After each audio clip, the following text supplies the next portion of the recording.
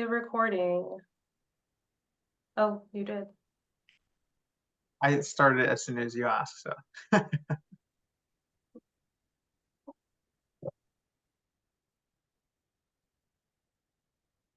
Is Heidi here?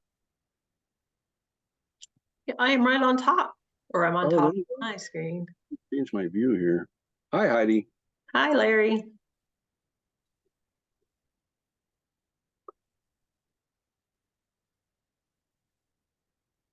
You just forgot what I look like, that's all. Continuing so long. I'm working from just my little laptop. I just landed in Seattle, so I'm kind of in a little. We've been out of the office for so many years, you just forgot. Yeah, yeah.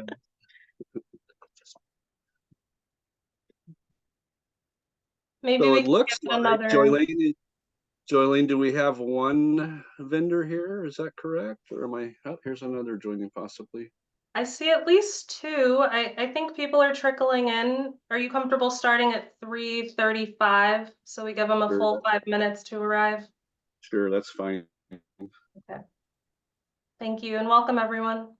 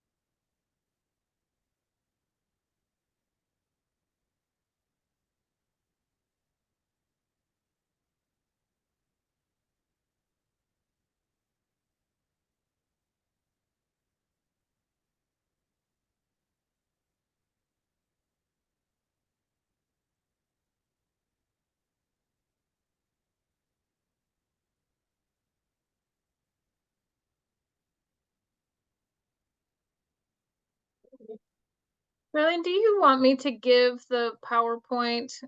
I don't see it specifically in the agenda and I'm fine to not, but I also want to be ready if your plan is that I do that. It's up to you and how you want to convey to the vendors. If it's got some informative things that you want to go through with them, that'd be fine. Otherwise, we can just have an informal discussion. It's up to you. Okay. Joylene, do you have opinions? Sometimes for me, it sometimes helps me stay on track, but that's neither here nor there. I mean, I have it pulled up. I don't mind screen sharing, Anna, if that's what you're asking, or I can share a link. I'm just looking at the facilitator's agenda and not sure like where in there, because I see like your piece, but I don't see my piece. So I'm just like, when do I do that if I do that? Or are you just gonna jump right into the deliverables piece? And that is totally fine with me if that's the case. I can include that. You are right after Larry, and I will add a link.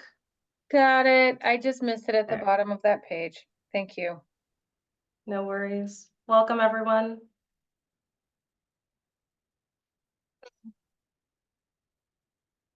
All right, Larry, if you're comfortable getting started, I think we can go ahead and do that.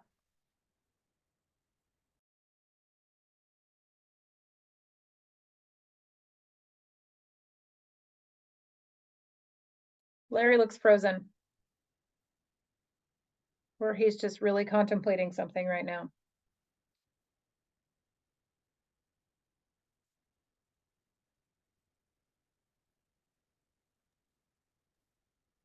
He's definitely frozen. Yeah.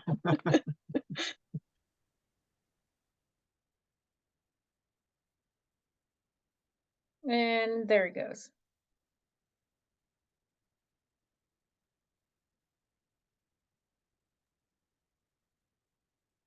Well, I'm not sure what happened there. Should we wait for Larry to come back? I can chat him and see if I think I can chat him. Let me see. Larry Briggs, is that his last name? Yes.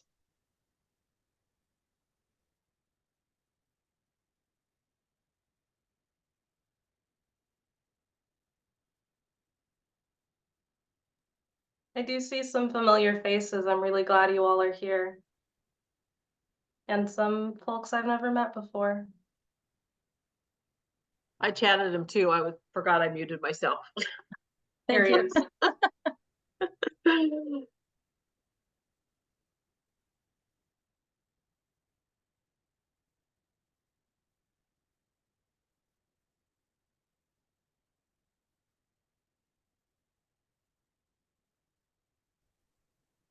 Sorry about that. Can you hear me? Yes, we can. Technology. Shall we get started? Ready? Okay. Good afternoon, everyone, and welcome to today's pre-proposal meeting for the Oregon Health Authority's request for proposal for System of Care Advisory Council Family Engagement. The Oregon BIES number for this is S44300-00009549. And all those digits apparently mean something. This meeting will be recorded and posted on Oregon BIES for everyone to view. If everyone would be kind enough to mute themselves now, and then later if you have questions, raise your hand and unmute. And at that time we can have a discussion.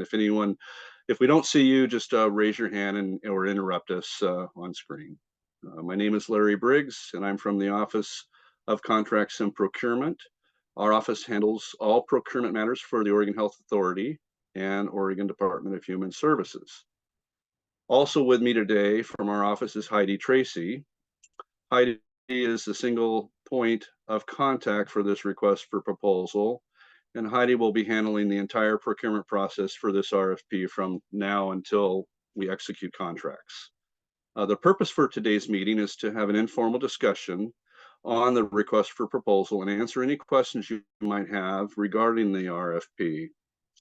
To help answer these questions, we have with us today Joylene Carter and Anna Williams from the Oregon Health Authority. Joylene is the System of Care Advisory Council Specialist, who will be the contract administrator once it's executed, and Anna Williams is the Executive Director for the System of Care Advisory Council. Once Joylene and Anna have explained the intent to this request, we can open it up for questions and answers. Please raise your hand again and we'll call on you.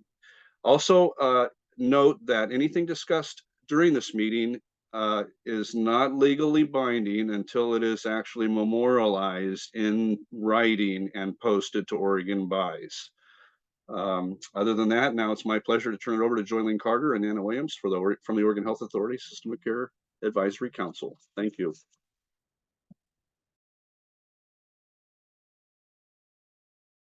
Joylene, if you would do the screen share, that'd be super helpful.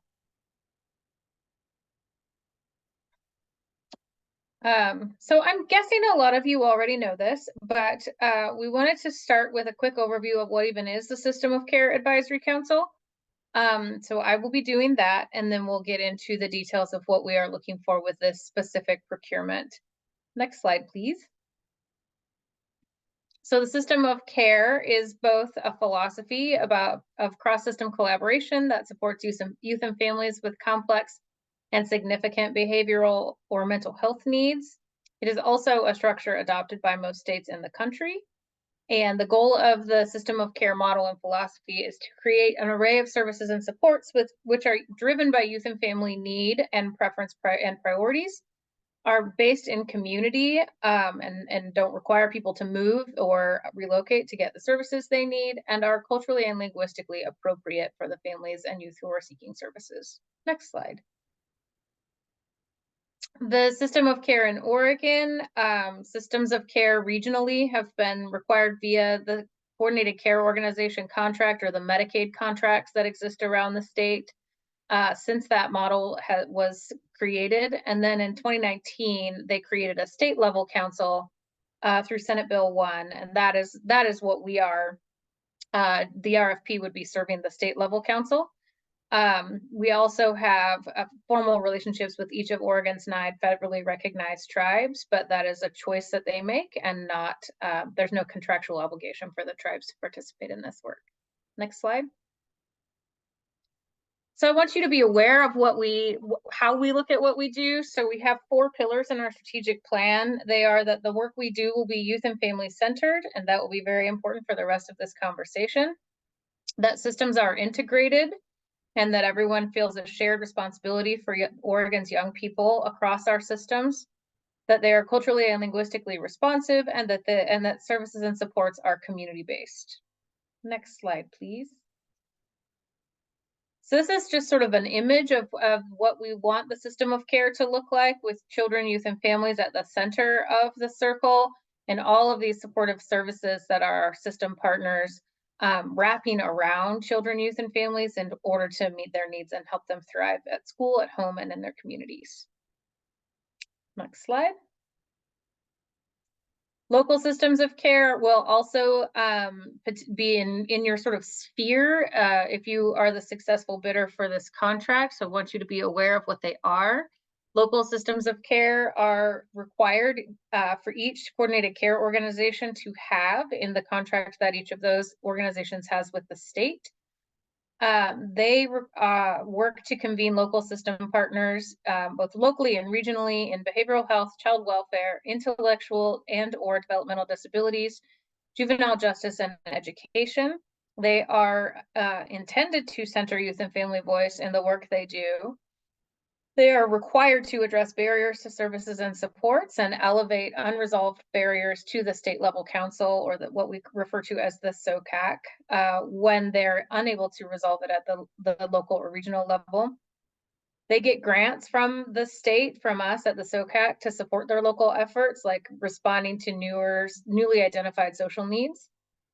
They advocate for policy and system change at the local and regional level. And they participate in this process called the barrier resolution process, where people identify barriers to access to appropriate care and they work to resolve them. Next slide, please. Just a quick example. You can read the slide, or I'm happy to email this to you if you're interested, but just wanted to give you some ideas of what is a barrier that we work to resolve. So here's a list of some of the things that local councils have worked on, and some of which have been escalated up to the state level for state level systems to engage in. Next slide, please. The statewide System of Care Advisory Council, which again, we're the ones who are hosting this request for proposals. We have a statewide focus. We've generally try to focus our work on multi-system policies, so things that affect youth and families across, say, the education experience and the behavioral health experience. And we are responsible for planning and funding strategies, as well as sort of coordinating the policy work that the state level agencies do. We are an advisory body to the governor's office and to the executive branch agencies, Oregon Department of Human Services, the Oregon Youth Authority, the Oregon Department of Education, and the Oregon Health Authority. A lot of our work happens via subcommittees. So we have a full council that meets monthly with 25 governor appointed members. And then we have all of these subcommittees that meet once a month or twice a month, depending on how they've decided to organize themselves, to really do the actual work of the council. So we have a youth council. We have an executive committee that really manages our budget and sets the agenda for the full council meeting. We have a legislative committee that engages in legislative work and sort of tracks how legislation is affecting people's lived experience and also agencies' abilities to meet people's needs.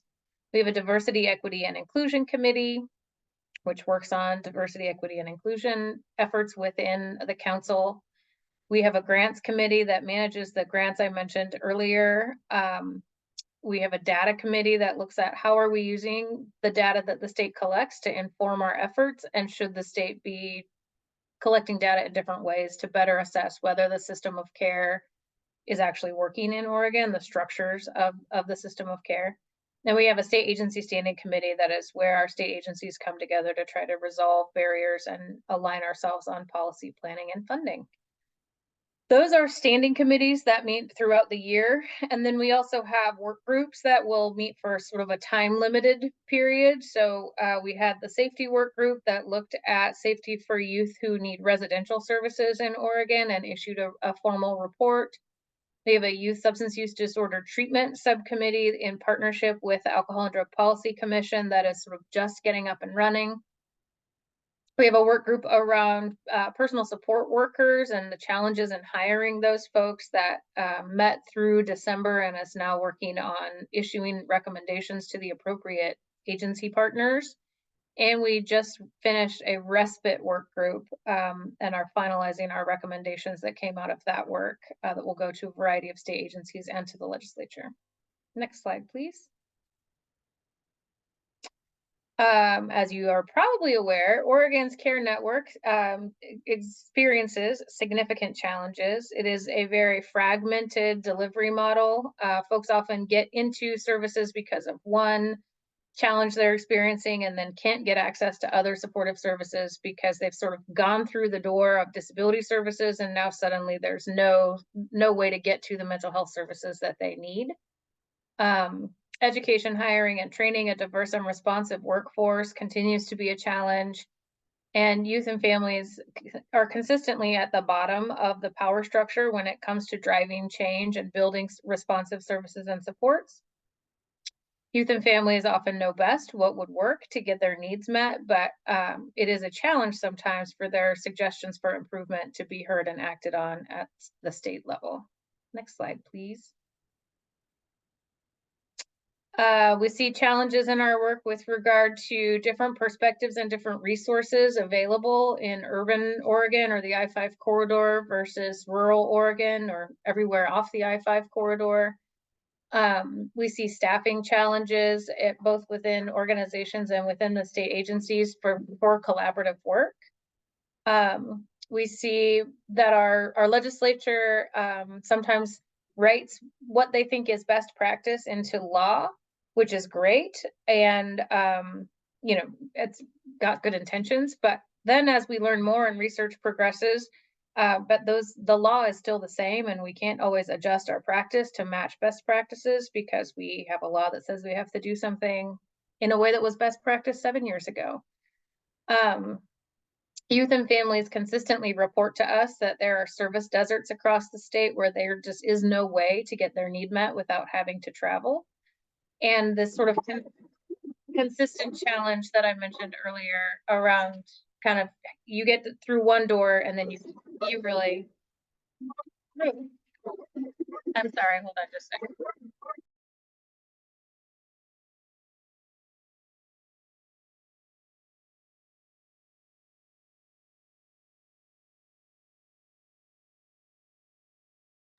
All right, hopefully my dog will stop barking. So families report and youth report, they sometimes feel like they have to choose which problem they want to have addressed by the system, but that they can't sort of be treated as a full person with a multitude of challenges that they need support for. Next slide, please. And then I put some resources in here. We'll be sure to share links for any of those. It's the website for the System of Care Advisory Council on the OHA website, a link to the local systems of care, and a link to see the barriers submitted that I addressed, that I sort of covered quickly. And then we have a data dashboard that shares publicly information. And if you have questions or comments, it's easy to email us at statewide.soc@oha.oregon.gov. That is the overview of the System of Care Advisory Council. Joylene? Thank you so much, Anna. I really appreciate that overview. So my name is Joylene Carter, as you've heard the folks before me say. I am SOCAC's Youth and Family Engagement Strategist. I also use she, her pronouns. So whoever does get awarded this contract will be working directly with me to assist in meeting Pillar 1 of SOCAC's strategic plan, which, as Anna said earlier, is to be youth and family centered. So we're really looking to contract with an organization who is able to support culturally and linguistically responsive family engagement. This work will help make sure that family voices in our meetings are diverse, meaningfully included, and centered in decision points within Oregon's system of care. So as we get into what we are looking for and why, please feel free to follow along if you want, as I'll be giving more details on section 2.5 of the request for proposals document. Some of the specific work we're looking for includes outreach mapping. So we know, or we need to know, where families are already coming together for formal or informal support, as well as what culturally and linguistically responsive organizations they already have trusting relationships with. This is really important because it'll help us figure out what's already happening in the state so that we don't end up wasting resources by recreating the wheel, and instead we'll be able to know who to build stronger partnerships with. Moving on to the next one, feedback loop mechanisms. So we need a way to sustainably implement bi-directional continuous communication with families so that they can understand exactly how their input was used to inform policy and systems change. The next one is somewhat related, continual assessment and evaluation.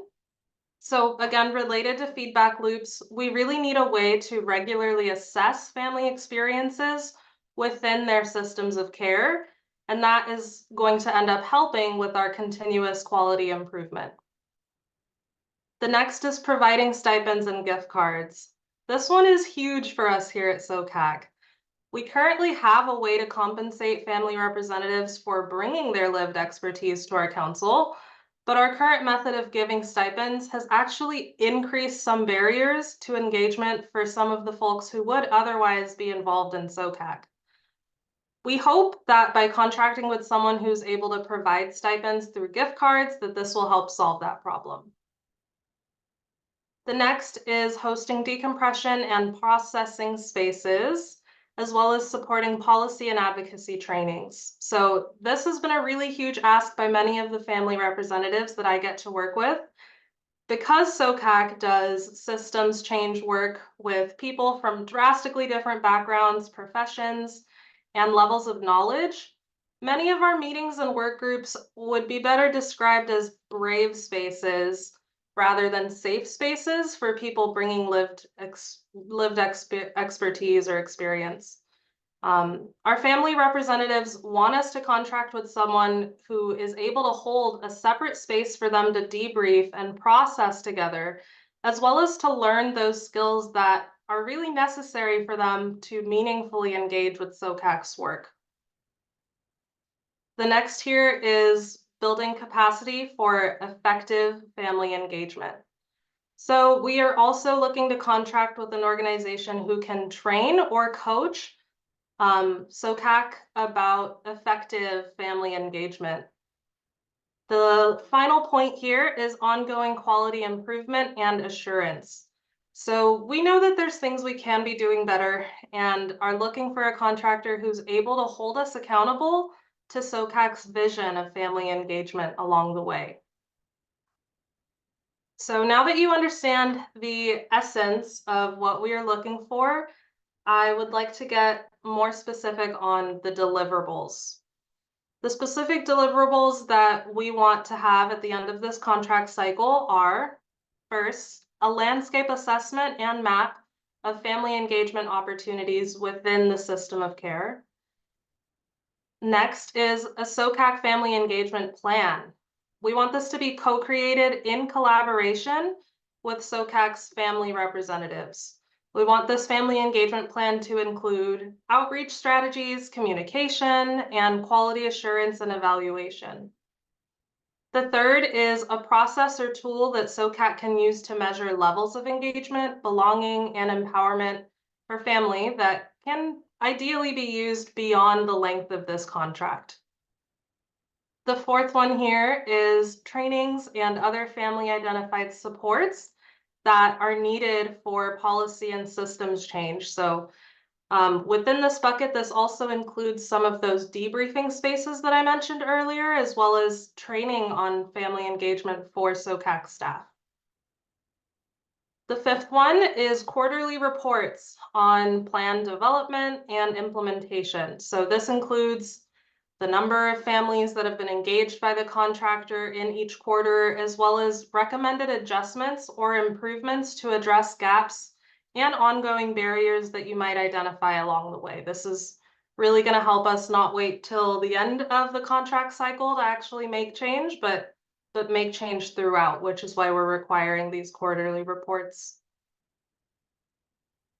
Now, I acknowledge that everything Anna and I just told you was a lot, so I really want to make space at this point. If folks need some time to process everything we just told you about, I want to give us maybe 5 minutes to just take a break. We're going to come back, learn more about Oregon Buys. That's going to be when we have our open question and answer. So maybe you need a little time to process and figure out what questions you want to bring us. So I'm going to stop sharing. And let's say if we come back at 4:03, we can dive into that Oregon Buys and question and answer bit.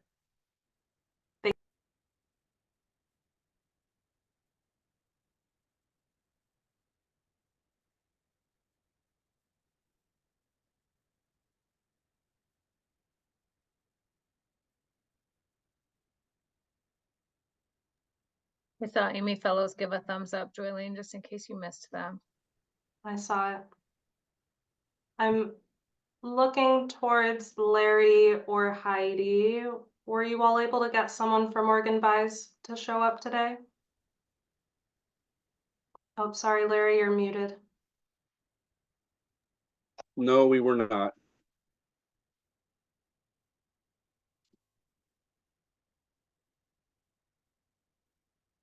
And no, you're muted, Joylene.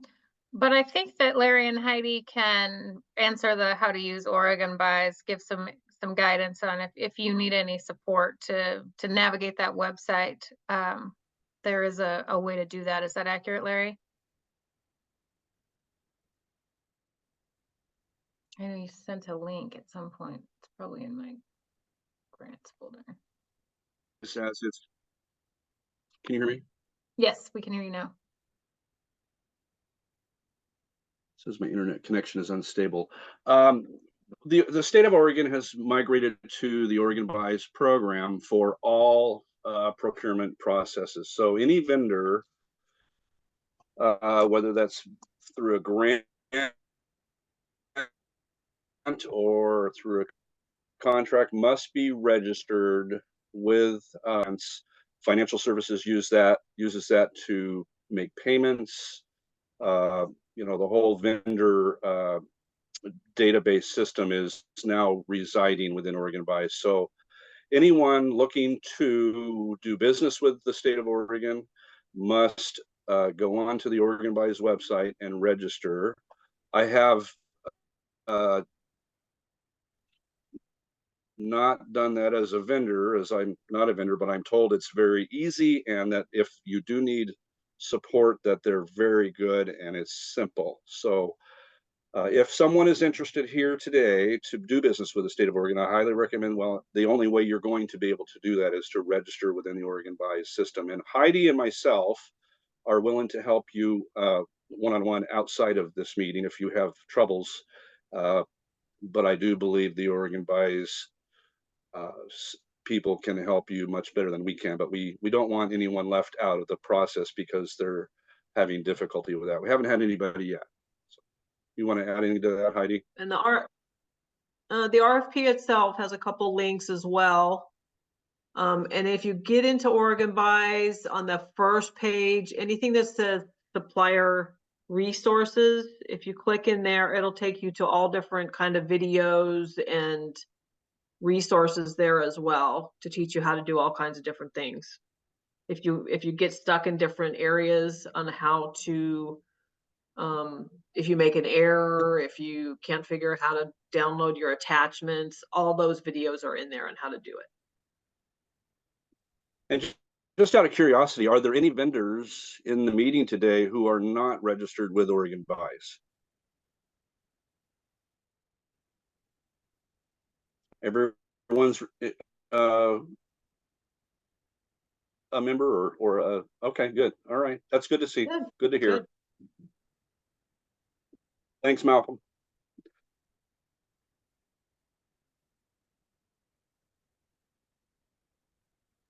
So Joylene, it sounds like we have a veteran group of Oregon buyers, vendors. So hopefully we won't have any hiccups there. Yep, I just want to read a couple things in the chat for anyone who might be watching the recording of this after the fact. Anna says, if you have any questions or need supplier registration support, call 1-855-800-5046 or email support.oregonbuys@das.oregon.gov. And Becky says, I am registered and they are great at responding if you have any questions. So that's very helpful. I will pass it back to Heidi and or Larry for open question and answer. Go ahead, Heidi.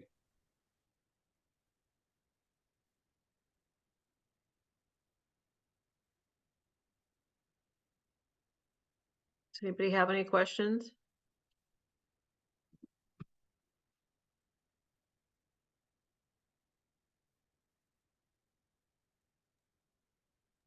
Tammy. Yeah, I just had a couple, hopefully just clarifying questions. I wondered if the debrief that you all talked about, is that specific to SOCAC meetings and subcommittees, or is that across all system of care groups? That would be specific to state level SOCAC work, Tammy. It wouldn't be kind of farmed out to those local councils. I just don't think capacity would allow for that. Yes, I think I may not have asked that question very clearly. I was just trying to figure out the scope of what you were thinking in terms of the debrief sessions. So I think you answered it though.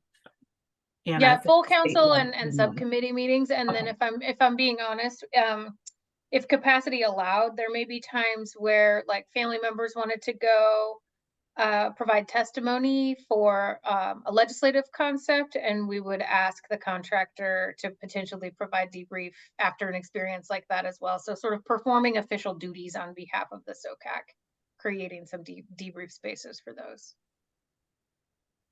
Great. One of the other questions, I understand that this goes through the biennium, I think. Is there a plan for additional funding, or is this really being thought of as a one-time opportunity? I don't remember what it says in the RFP, Heidi. Does it say that there's an opportunity to renew up to a certain number of years or something like we? I think we Often only do. did through June. Let me double check. I'm pretty sure we did the 1 year or through June. I have it up here.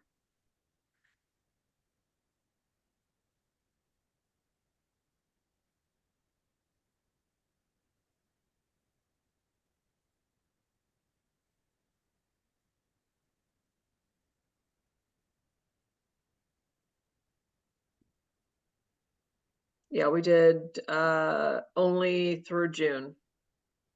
Okay. So this would just be a 1 year, and then we'll do another RFP, and we anticipate that we're going to continue to have contractors for this work, but we wouldn't necessarily just renew. You know, contract extensions are an option, as I believe you've experienced before in your role at OFSN. Yeah, thank you. I think the only other question was just, I know that there have been the System of Care Learning Collaborative group meetings. And my thinking is that that is outside the scope of this work, or that would be separate from the scope of this work. Is that true, or? Joylene, we did not include the learning collaborative space in this contract. Is that accurate? So my understanding is that the learning collaborative space is technically one of our subcommittees, and the contract just says subcommittees. I know that that space isn't intended for youth and family, but we do have quite a bit of youth and family members that do show up to that space and would also need support for being there. Previously, the youth and family contractors had helped plan that space, and that activity is not included in this request for proposals. Is that accurate? Correct. Okay. Thank you. Malcolm? Yes, hello. Is transportation carved out in this RFP? We do not have specific transportation information in the RFP. Just in case, I will leave my information in the chat for any successful or interested bidder for partnering and solving that hurdle. Thank you very much. Appreciate that.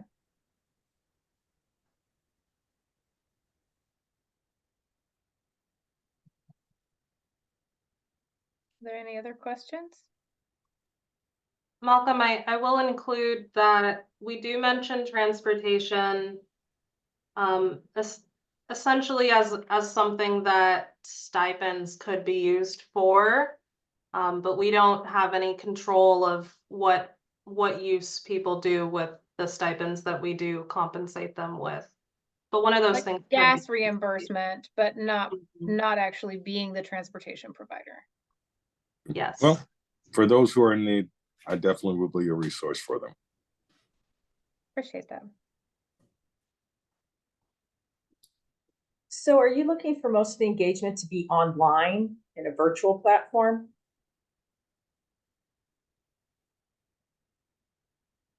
Say that Yeah, again? that is how things have primarily been conducted. I mean, I started here when sort of right as COVID was ending. So far we've done things primarily online. We have heard from our youth and our family representatives that they would love some in-person opportunities, and our youth do periodically do in-person meetings that Joylene attends. But it is not a requirement of the contract to do that or to facilitate that. Okay. Just wonder, I mean, I'm representing one of the organizations who already has a contract through the YAC involvement with OHA. So we might be more in a space to be doing the youth part of this grant versus the family, but just wanted to get some background information about how the family engagement piece would work versus the youth. Becky, just so you are aware, tomorrow at the same time as this meeting, we will be having a separate pre-proposal conference for the youth engagement contract. Yeah, unfortunately, I think I might miss the first 30 minutes of that. I'm in a time difference change and I didn't realize the time difference of things happening with daylight savings time. That I kind of messed up my calendar. Will you be going over kind of the beginning, same proposal like you did today, or the same presentation if I came in late about 30 minutes to be able to catch up with the differences with the youth part of this funding opportunity? Yes. Okay, I wanted to get on both. I think we might be more positions towards the youth, but I don't know that I could make that whole webinar. I didn't know if it would be recorded or not, so I wanted to make sure I jumped on this one first. Thank you. Appreciate you being here. They will both be recorded and posted on the OrganVise website. That's awesome. Thank you so much.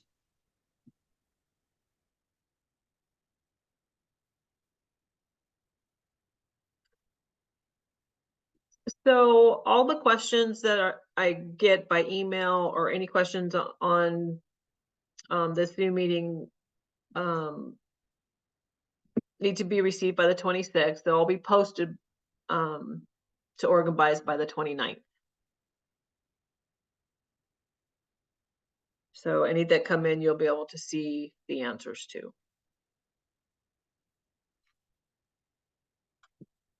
29th or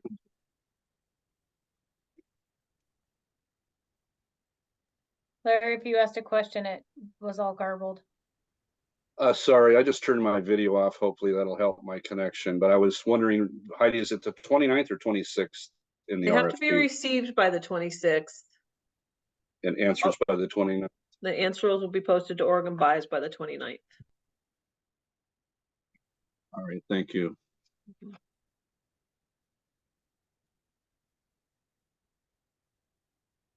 Any other questions popping up for you all?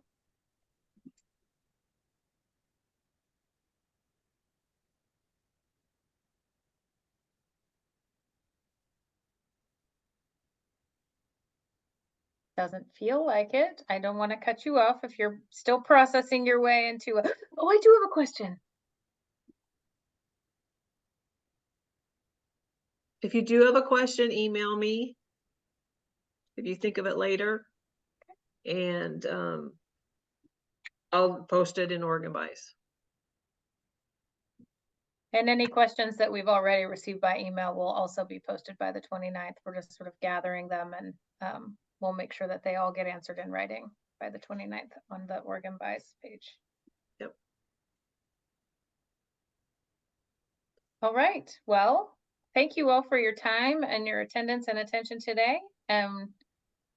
We look forward to hearing from you. Thank you. Thank you, Thank you everybody. so much. Have a good rest of your day. Thank you. Bye-bye. Bye.